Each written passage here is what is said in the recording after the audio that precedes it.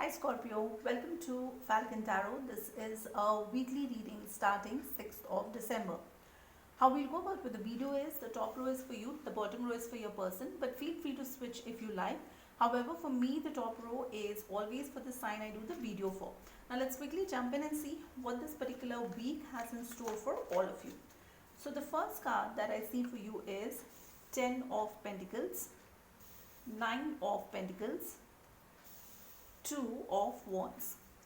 Person B here has 3 of Wands, 8 of Pentacles and the Queen of Swords. At the bottom of the deck I have the High Priestess. That's a major arcana card and she's also the keeper of the secrets. Now for some of you it could be a case that there is some secret, something that you're hiding and you need to discuss this with the other person. Now from the first set of cards I see you have 10 of Pentacles, which means that there's something related to your family life situation. Either you are already settled, okay, with all aspects of your life doing really good, or this is what you're aspiring for. You want to get into that commitment phase where you want to make sure that your finances, your family life, your career, job, all the areas of your life you're doing good. The second card for you is 9 of Pentacles, which is a very single independent energy. The third card is 2 of Wands, which means that in some cases it could be that you are juggling with two people, because Wands, it shows passion, physical attraction. So you may be dealing or you may be attracted to two people who are equally attractive. Now for person B here, the first card is 3 of Pentacles, which means that this person is somehow stuck because there could be some kind of an influence from outside, so they're not able to make the correct move, they're not able to progress this relationship. The second card that I see here is 8 of Pentacles, which means a lot of effort, a lot of communication between the two of you is required. And the third card I see is Queen of Pentacles. With Queen of Pentacles, this person wants to have a very honest conversation with you, something that they want to discuss with you. And when you have this discussion, make sure that you tell them all the facts. There's nothing that is hidden, because the energy that they are in, if they find out that there's something that you're not telling them, they might go ahead and rip you off. Now with this, let's see what is the intention of this person for you for this week.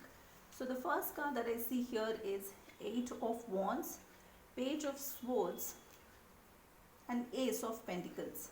Now with 8 of Wands, you can expect some kind of communication, maybe a phone call, a text message, a WhatsApp message, any form of message in any platform. You can expect some kind of communication from them.